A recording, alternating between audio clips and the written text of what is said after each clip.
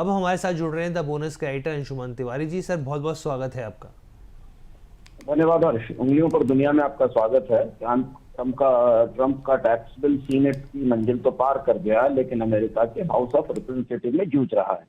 दूसरी तरफ दुनिया के बाजार सरकारों के घाटे को लेकर बेहद संजीदा दिख रहे हैं, और ये दो ऐसे घटनाक्रम हैं जिनका असर आज हमें बाजार पर दिखाई देगा। और तीसरी महत्वपूर्ण बात रहेगी अमेरिका और दुनिया के अन्य देशों के साथ चल रही ट्रेड डील की वार्ताएं, जिनमें क्या प्रगति होती है। तो आइए देखते हैं बीते शाम भारत में बाजार बंद होने के बाद क्या क्या हुआ, जो आज भारतीय बाजारों को, दुनिया के बाजारों को प्रभावित करेगा। डोनाल्ड ट्रंप ने अमेरिका वियतनाम व्यापार समझौते की घोषणा कर दी है। अधिकांश वियतनामी एक्सपोर्ट पर 20% और ट्रांस शिपमेंट सामान पर करीब 40% टैरिफ लगाया जाएगा। बदले में वियतनाम ने अमेरिकी उत्पादों को 0% टैरिफ पर अपने बाजार में आने देने की छूट देने का फैसला किया है। 9 जुलाई की समय सीमा से पहले ये पहली डील है। वियतनाम ने संधि की पुष्टि तो की है, मगर ब्यौरा नहीं दिया है। भारत के गारमेंट निर्यातकों की निगाहें इस डील के ब्यौरे पर होंगी, खासतौर पर बाजार में जो सूचीबद्ध कंपनियां हैं। अगर भारतीय डील में वियतनाम से बेहतर टैरिफ मिलता है तो भारतीय निर्यातकों के लिए फायदा होगा। इसके ब्यौरे पर भारतीय निर्यात गारमेंट मैन्युफैक्चरर्स की निगाहें रहेंगी। डोनाल्ड ट्रंप का टैक्स बिल हाउस में रिपब्लिकन कट्टरपंथियों के विरोध के चलते बहुमत से जीत के लिए जूझ रहा है। हाउस स्पीकर माइक जॉनसन सहमति की कोशिश में है, लेकिन ट्रंप की कोशिशें अभी सफल होती नहीं दिख रही हैं।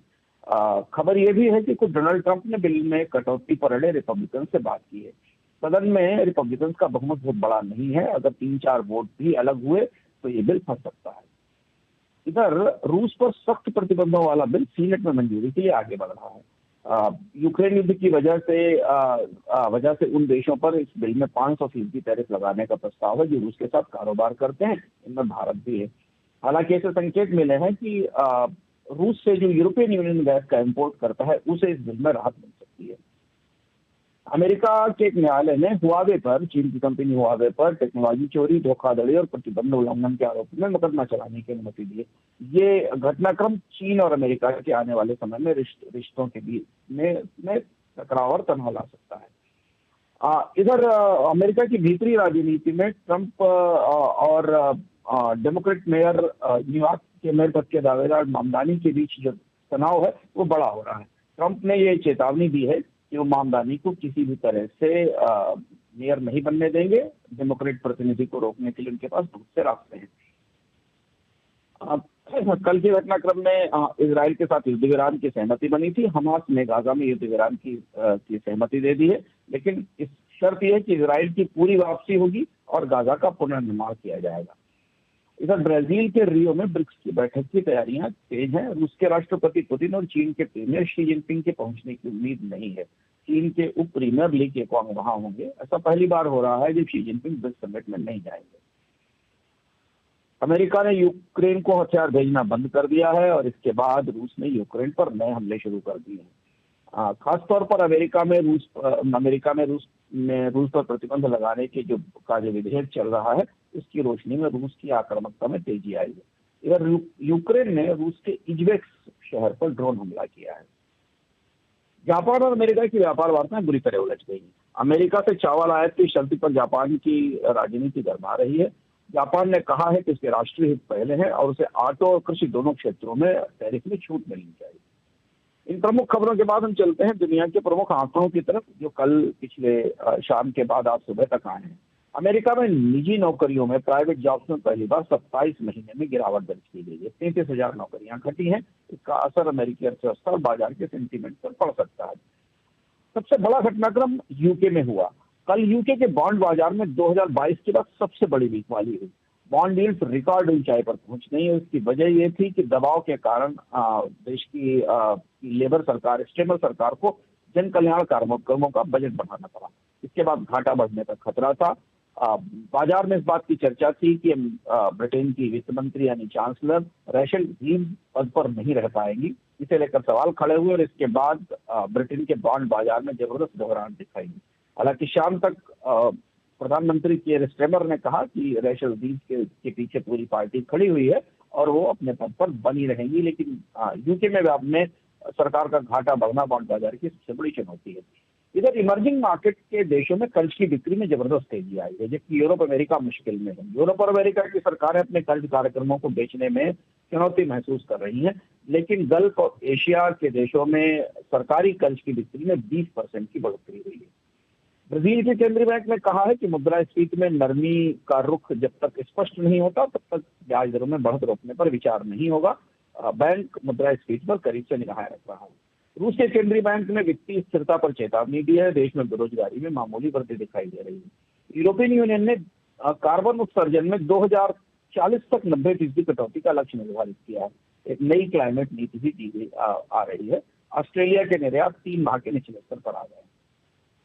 चलते कमोडिटी बाजार की तरफ। विश्व भर में सूखे से करोड़ों लोगों पर भुखमरी का खतरा है। अमेरिका के नेशनल ड्राउट मिटिगेशन सेंटर की रिपोर्ट ने अफ्रीका, भूमध्य सागर के इलाके, लैटिन अमेरिका और एशिया में भारत और थाईलैंड को सूखे का हॉट स्पॉट घोषित किया है और कहा है कि 2023 से 2025 का समय पूरी दुनिया में सूखे की दृष्टि से सबसे भयानक दौर था, जिसका असर लोगों की जीविका पर पड़ा है। क्रूड ऑयल में स्थिरता है, ब्रेंट $67 पर है। स्टैंडर्ड चार्टर्ड ने अपने ताजा अनुमान में कहा है कि तेल बाजार ओपेक के बढ़े हुए उत्पादन को संभाल लेगा, क्योंकि मांग की मौजूदा तात्कालिक स्थिति पिछले आकलन से बेहतर दिखाई दे रही है और अमेरिका में तेल भंडार यानी ऑयल इन्वेंट्रीज 5 साल के न्यूनतम स्तर पर है। सोने चांदी में हल्की नरमी है, पाम ऑयल में मजबूती दिखाई दे रही है। क्रिप्टो बाजार की से एक और बड़ी और दिलचस्प खबर आई है। अमेरिका में क्रिप्टो कंपनी रिपल ने अमेरिकी नेशनल बैंक लाइसेंस के लिए आवेदन किया है। सर्किल ने भी, जो स्टेबल कॉइन कंपनी है सर्किल, उसने भी इसी तरीके का आवेदन किया है। ये दोनों कंपनियां वित्तीय तंत्र की मुख्य धारा में आने की कोशिश में। अगर इन्हें अमेरिका में बैंक लाइसेंस मिलता है तो ये काफी बड़ा घटनाक्रम होगा क्रिप्टो बाजार के लिए। इधर अमेरिका में कॉइनबेस ने लिक्विफाई कंपनी का अधिग्रहण किया है और ऑन चेन इंफ्रास्ट्रक्चर को मजबूत किया है। विदेशी मुद्रा बाजार में डॉलर की हालत खराब है। डॉलर करीब 3.5 वर्षों के सबसे निचले स्तर पर है, क्योंकि दुनिया की पूंजी अब इमर्जिंग मार्केट और यूरो की तरफ जा रही है। अन्य प्रमुख मुद्राओं में यूरो, पाउंड और येन में मिला जुला रुख है, रुपया स्थिर है। अंतर्राष्ट्रीय कॉर्पोरेट खबरों में गूगल ने ईयू के एंटी ट्रस्ट जुर्माने से बचने के लिए एक नया सर्च डिस्प्ले प्रस्तावित किया है। ईयू के कंपटीशन रेगुलेटर ने गूगल के सर्च इंजन को कंपटीशन का विरोध को रोकने वाला माना था और इसके बाद उस पर जुर्माना लगाया था। इधर माइक्रोसॉफ्ट ने आर्टिफिशियल इंटेलिजेंस को लागू करते हुए अपने यहाँ कर्मचारियों की छटनी की है। टेस्ला की वैश्विक बिक्री में 14% की गिरावट आई है। टेस्ला को आने वाले समय में क्लीन एनर्जी सब्सिडी घटने के बाद बड़ी चुनौतियां आ सकती हैं। और एक और खबर ये कि डोनाल्ड ट्रंप ने अपना एक परफ्यूम लॉन्च किया है। विक्ट्री 47 नाम का ये परफ्यूम पुरुष और महिलाओं के लिए अलग अलग है और इसकी बॉटल ट्रंप के मिनी स्टेचू जैसी है। इसे लेकर अमेरिका के मीडिया में तरह तरीके की चर्चाएं हैं। भारत के लिए आज का दिन महत्वपूर्ण है, भारतीय बाजारों के लिए, क्योंकि वियतनाम के साथ अमेरिका की संधि हो गई है और इसी तरीके की संधि को लेकर भारतीय बाजार में भी खासी उत्सुकता है। संधि पर भारतीय पक्ष की तरफ से खामोशी है, लेकिन खबर यह है कि भारत इस संधि में सोशल सिक्योरिटी का प्रावधान शामिल कराना चाहता है ताकि भारतीय कर्मचारियों की आर्थिक सुरक्षा को सुनिश्चित किया जा सके। अमेरिका इस पक्ष की बात को मानेगा या नहीं, ये स्पष्ट नहीं है। अमेरिका की तरफ से संधि और भारत को दी जाने वाली टैक्स रियायतों का संकेत दिया जा चुका है। भारत ने भी इस मामले में स्थिति स्पष्ट नहीं की है। फॉक्सकॉन ने आईफोन की फैक्ट्रियों से 300 से ज्यादा चीनी स्टाफ को बुला लिया है। ये चौंकाने वाली खबर है। इसका असर भारत में एप्पल के फोन की योजनाओं पर और निर्यात पर पड़ सकता है। अडानी समूह अपनी सभी सीमेंट यूनिट्स को मिलाकर पुनर्गठन की तरफ बढ़ रहा है ताकि उन्हें एक कंपनी के छतरी के तले लाया जा सके। नीति आयोग बुजुर्ग आबादी के लिए एक नई योजना लेकर आएगा, जिसमें सेविंग प्लान, हेल्थ बीमा और ओल्ड एज हाउसिंग के जैसे प्रावधान शामिल होंगे। इधर आईसीआईसीआई प्रूडेंशियल ने करीब 10,000 करोड़ रुपए का आईपीओ लाने की तैयारी की है। अगले 24 घंटे में 3-4 बड़े घटनाक्रम है जो बाजार को प्रभावित करेंगे। अमेरिका में टैक्स बिल पर वोटिंग होनी है। हाउस में खींचतान और जद्दोजहद चल रही है रिपब्लिकन्स को मनाने के लिए। इस वोटिंग का असर पूरी दुनिया के बाजारों पर भी पड़ेगा और अमेरिका की राजनीति पर पड़ेगा। वियतनाम डील के ब्यौरे का इंतजार रहेगा कि अमेरिका ने वियतनाम को क्या रियायतें दी हैं या वियतनाम ने अमेरिका को क्या रियायतें दी, खासतौर पर किस उत्पाद पर कितनी ड्यूटी लगाई गई है, इस पर करीब से निगाहें रहेंगे क्योंकि भारत और वियतनाम के निर्यातक खासे प्रतिस्पर्धी हैं। दूसरी ये तीसरी खबर ये कि रूस पर जो प्रतिबंध का बिल है उस पर सीनेट में क्या गति दिखाई दे रही है, ये देखना होगा कि क्या ये इतना आक्रामक बिल दरअसल सीनेट से पास होगा या इसमें कुछ संशोधन किए जाएंगे। यूके के बॉन्ड बाजार में कल बड़ी स्थिरता थी, यूके राजनीति में भी खासी उठापटक थी। दुनिया भर के निवेशकों की निगाहें ये रहेंगी कि यूके का बॉन्ड बाजार ऐसे कैसे काम करता है और चांसलर रीव्स के भविष्य का ये राजनीतिक भविष्य पर किस तरीके का फैसला आता है।